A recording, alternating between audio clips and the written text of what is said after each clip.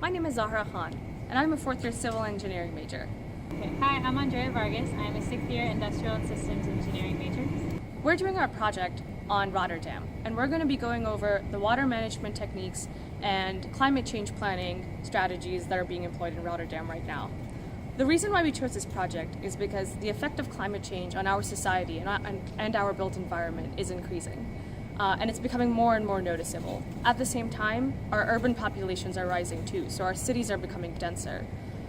Rotterdam is a delta city, like many megacities around the world, and they're facing rising sea levels and other challenges as a result of global warming and climate change. Because of that, they've come up with innovative ways to combat that climate change, and they've tried to integrate different planning techniques to achieve that. And the key concepts that we're going to focus on today are the history. We think it's important to understand the history of the Netherlands and how it started, the transition from how they handled water management in the past to how they handle it today, and then the categories in which they attack this water management now. So starting with the history, a very brief overview. It wasn't until 2000 BC that the ice caps in the north started to melt and affect this ratio. And so now the water level started to rise faster than the sea and started to flood all the dwellings of these inhabitants and killed several people every time it flooded. So it was very dangerous, and it forced them to innovate.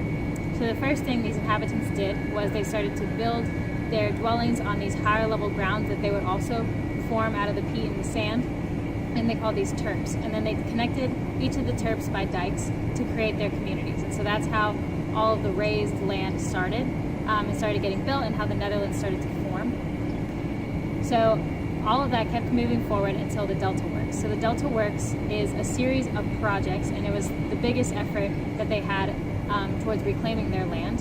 And it was projects that would dam up the estuaries along the coastline and shorten the coastline so that they had less to defend against the North Sea. So it started in the north, and damming up the estuaries went perfectly fine. And then the south was more difficult, but they were eventually able to solve the problem there and shorten the coastline overall. This plan is now considered one of the 7 wonders of the modern world, so it was hugely impactful and still notable today. And so all of that helped a lot and kind of kept the Netherlands strong and functioning until 1953. And in 1953 there was a flood that killed 1,855 people. The same gales that laid waste so much of Britain have taken an even greater toll of property and life in Holland. The seas, lashed by a mighty wind, broke through the dikes and poured in to swamp the countryside. And this flood was very devastating to the Netherlands and to Rotterdam, and is what kind of started that transition into how they handle water management today. And so now, instead of this movement to keep building these high sea dikes and put the water out and filter it out of the Netherlands, now they're starting to work with the water and letting it in, and they realize that they can no longer evacuate in case of emergency, but they need to learn how to live with it when flooding does happen. And so there are 3 kind of overarching ways in which they're approaching it. The first way they're handling it is with these massive floodgates, which you can see an example of.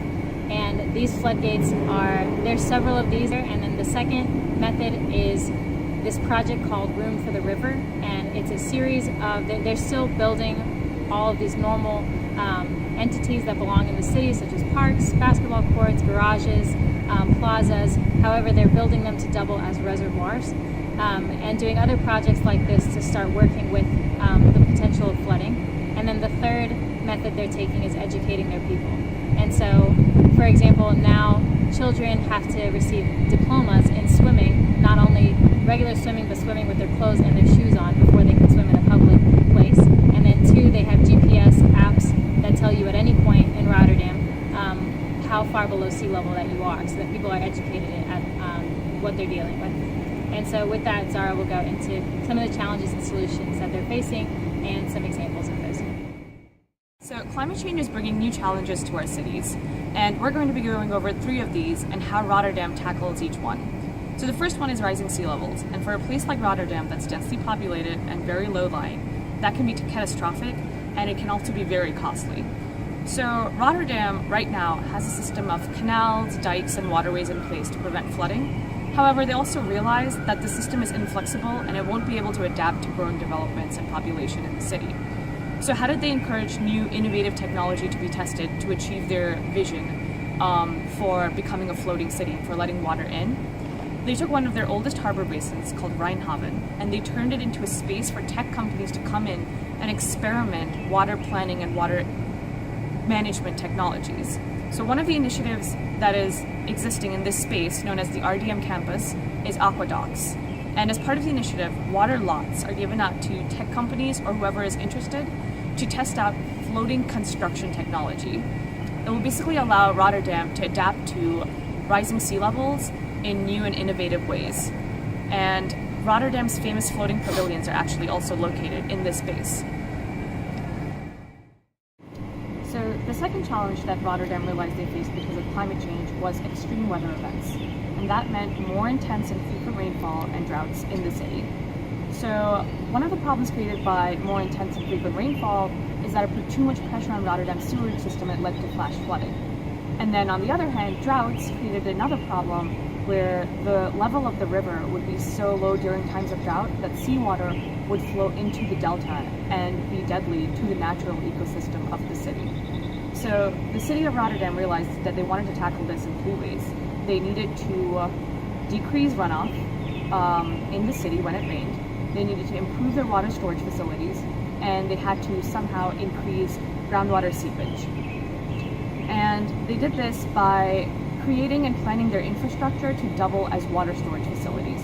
So you can see that in the examples of Bentham or Museum Park, where they integrated water storage into public facilities so that they become part of the city.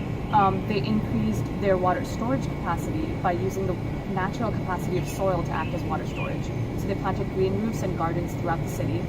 And for the third part, they removed over 2 kilometers of pavement along sidewalks, no more than 30 centimeters wide, throughout the city, where they planted gardens to improve groundwater seepage and to stop runoff. So the third problem that Rotterdam is facing as a result of climate change is rising temperatures. And the asphalt and concrete in our cities certainly doesn't help with that. So the way that Rotterdam is tackling that issue is they're planting green spaces around their city. Now, not all cities have spaces or the real estate for huge central parks like in New York. So Rotterdam is taking advantage of more innovative green spaces such as green roofs or pocket gardens or as I mentioned earlier, taking pavement out of sidewalks and planting narrow gardens throughout the entire city. So those are some of the innovative ways that Rotterdam is incorporating green spaces into their city. Basically, these measures are allowing Rotterdam to reduce their surface temperature, improve people's health, their performance, and their quality of life, while still retaining the original infrastructure.